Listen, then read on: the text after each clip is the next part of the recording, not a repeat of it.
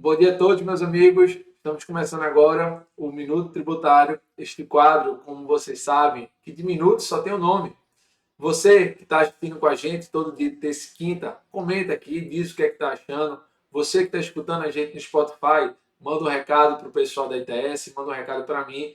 Ficaremos muito felizes em saber o que é que vocês acham deste nosso quadro. Opinem sobre as notícias que vocês acham que devemos falar. Ficaremos também bem contentes aí daquilo que vocês acham, daquilo que vocês querem escutar, tá bom? Só para deixar claro, este nosso quadro também está no Spotify, no TextCast. Não sei se a gente já deixou claro para vocês.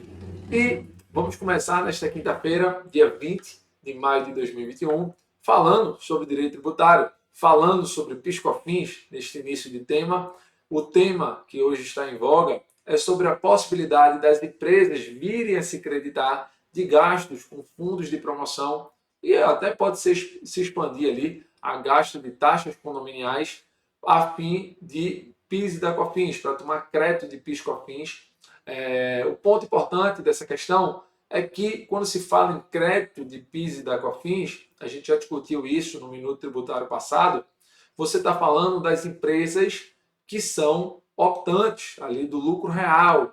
Tá? Via de regra, são as empresas que são optantes do lucro real. Por quê? Porque essas empresas, elas, em regra, recolhem pelo regime não cumulativo do PIS e da COFINS, por determinação legal. São todas as empresas? Não. Por exemplo, hospitais, planos de saúde, dentre outros segmentos, devem optar pelo regime cumulativo. Na prática, quando se fala de crédito, então, aqui para este fim aqui acadêmico e bem rápido, trataremos ali como essas empresas do lucro real. Gastos com fundo de promoção. O gasto com fundo de promoção é um gasto que existe, que geralmente pagam os franqueados aos shopping centers, os lojistas em geral ao shopping center. É um gasto que é pago para fomentar justamente a publicidade, a propaganda daquilo que você espera a título de loja. Então você espera que o shopping venha realizar propaganda para fins de promoção, chame clientes ali para esse determinado shopping. É uma cobrança que, em regra, está ali no aluguel mesmo, é uma das composições, eventualmente, dentre taxa de condomínio, taxa condominial, fundo de participação, que é que alguns shopping centers chamam, enfim, varia de acordo com cada shopping center, mas na prática é o fundo promocional. E o que é que essa rede varejista de lojas, que é optante do lucro real, discutiu judicialmente? A possibilidade de se tomar crédito desses gastos, tá? Que são pagos mensalmente por essas empresas. Tudo isso com respaldo no conceito de insumo para fins do PIS e da COFINS, que também é uma discussão homérica. Como a gente sabe, o insumo que se pode tomar crédito para as empresas que são lucro real, que são optantes da não cumulatividade, é tudo aquilo que é essencial e relevante para a sua atividade produtiva, para a sua atividade econômica, em regra. A legislação, segundo a Receita Federal, é específica com relação à indústria e a prestadores de serviço. Porém, o que a gente observa é um movimento daquelas lojas que comercializam produtos, que compram produtos para revenda, para que se aplique o conceito de insumo, que está lá no artigo 3º, inciso 2º, da 10833 de 2003 e 10637 de 2002, que são as leis do PIS e da COFINS não cumulativo. O que é que essas empresas esperam? Aplicar esse conceito de insumo fixado pelo STJ também para elas que compram mercadorias para revender. Na prática, a gente está falando de 9,25 sobre esse valor que pode ser bastante elevado, pago mensalmente aos shopping centers, principalmente aqui que se trata de uma rede de lojas, né, que são optantes, o grupo como um todo, matriz e filiais do lucro real.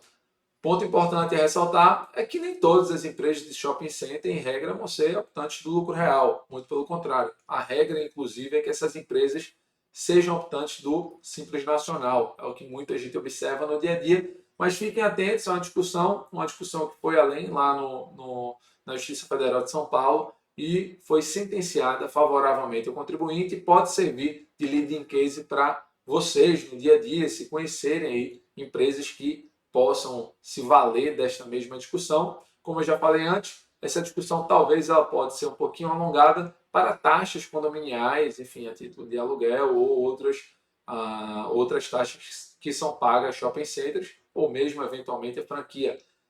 Eu falo isso porque essa mesma empresa, essa notícia do Valor foi clara, já propôs a ação para discutir essa questão, tá bom? E aí, né, nesse caso, ela recuperou ali os últimos 5 anos, impetrou o mandado de segurança, pelo que a gente pôde entender na notícia, e visa se compensar de 9,25, que é o percentual que se aplica sobre esse custo, a título de PIS/COFINS, né, que poderia ser creditável, sobre o total de custo dos últimos 5 anos, atualizado aí pela Selic, que aí pode dar uma pancada, né? Uma quantia elevada. Vamos em frente. Receita e Procuradoria da Fazenda Nacional abrem transação tributária focada em processos envolvendo PLR, participação em lucros e resultados. Esse tema é interessante também porque PLR é uma das grandes discussões aí que temos no âmbito administrativo e hoje já temos também no âmbito judicial. Estima-se ali que está em torno de R$ 1 bilhão a discussão nesses tribunais acerca da participação de lucros e resultados a fim de tributação, tá certo? Por parte das empresas e em geral. Ponto importante, principalmente porque PLR discute se paga CPP, imposto de renda, dentre outros tributos, ali que vai incidir com base na legislação federal. Outro ponto importante é que essa transição foi aberta de junho a agosto, tá certo? A transação é uma oportunidade que decorreu ali da legislação de 2019, que instituiu a possibilidade, não se trata de parcelamento, trata-se de transação. Transação, neste caso específico, para processos que geram grandes discussões em âmbitos administrativo e judicial. Existem certos requisitos na norma, vamos trazer aqui aquilo que tem de benefício, mas os requisitos é importante dar uma olhada na portaria conjunta PGFN e Receita Federal para ver se aplica ou não. Também dá uma entrada no Regularize e dá uma entrada no portal da Procuradoria da Fazenda Nacional para ver se aplica ao seu cliente e o quanto bom ficaria com base naquela discussão. Beleza? Parcelamento de até 55 meses, é uma quantidade relevante aí de meses, tá certo? Não tão grande, talvez, quanto o parcelamento ordinário, mas é uma quantidade também interessante dado o desconto. Desconto, 50% de redução do valor do tributo, desde que não reduza mais de 50% do principal, vezes principal, multa e juros, tá certo? A redução de 50%, desde que não reduza 50% do principal. Outro ponto, vamos falar sobre a pessoa com deficiência que é capacitada para trabalho.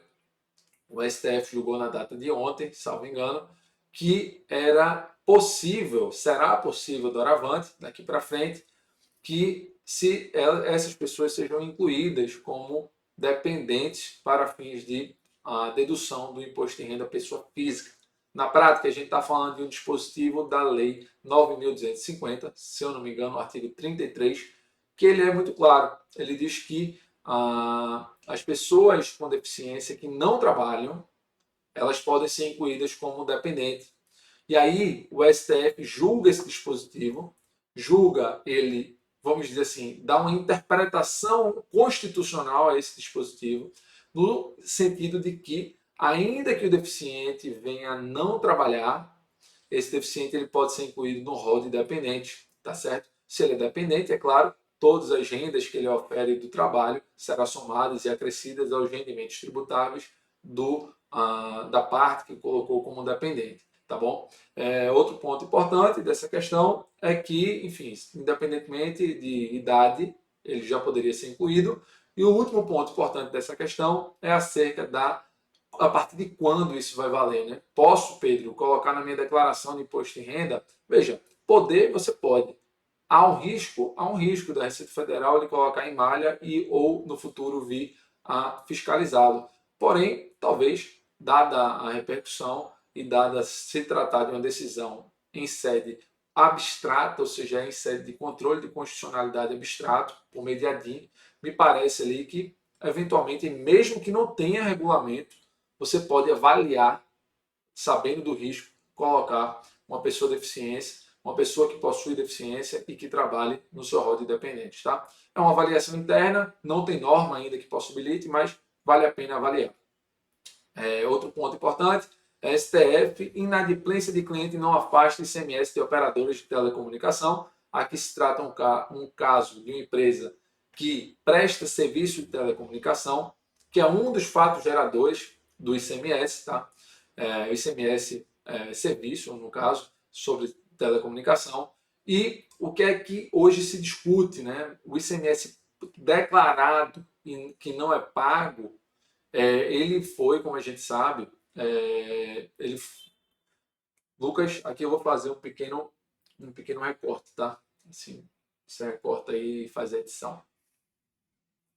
Outro ponto importante que temos a falar é sobre a inadimplência de clientes não afasta ICMS de operadores de telecomunicação. Esse ponto é extremamente relevante porque o STF julgou constitucional a vedação, a tomada de crédito pelas prestadoras de serviço de telecomunicação. Serviço de telecomunicação não gera incidência do ISS, mas sim do ICMS, como a gente sabe, é um dos fatos geradores do ICMS, e o STF disse que era constitucional a não compensação por parte das prestadoras de serviço do ICMS gerado das prestações de serviço de telecomunicação daquelas pessoas que são inadimplentes, que deixaram de pagar.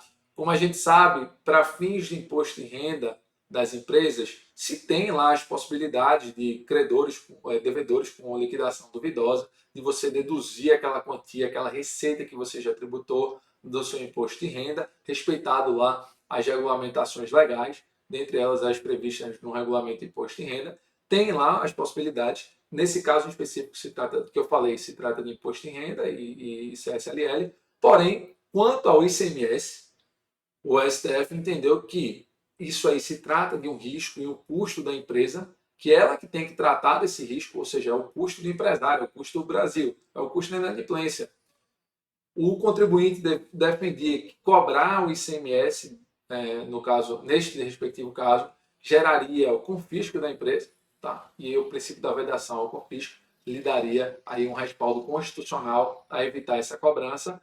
E aí findou prevalecendo a corrente de que o fato gerador do ICMS ocorre com a prestação de serviço e que independe se o contribuinte ele é adimplente ou não, para fins de tomada de crédito desse ICMS que foi pago eventualmente nas faturas, nas competências passadas no período atual, tá bom? Me parece que aí é uma derrota grande das prestadoras de serviço de telecomunicação, tendo visto o número aí de inadimplências, tá bom?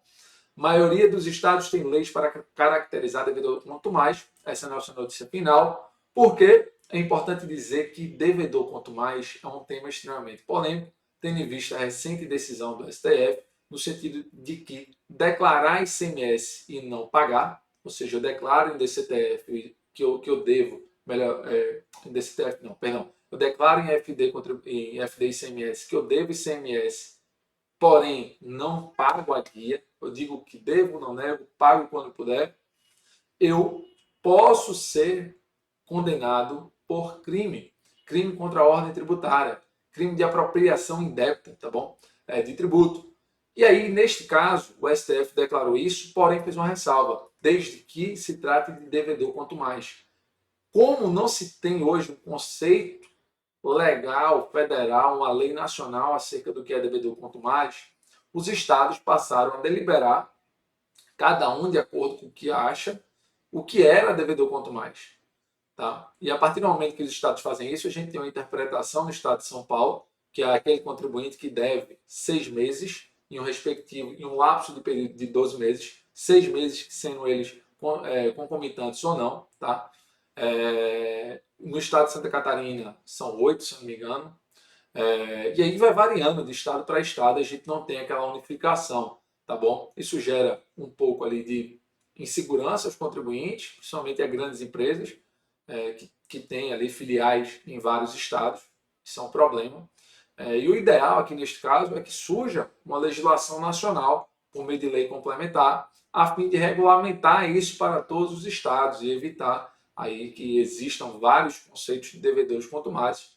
Da forma que está, certamente gerará um contencioso tributário no futuro. Não tenho dúvida, isso vai chegar ao STJ, enfim, que eu acho que é a parte que vai caber tratar deste tema, tá bom? Chegamos ao fim, pessoal. Agradeço imensamente a sua participação hoje. O minuto agora tende a ficar por volta deste tempo.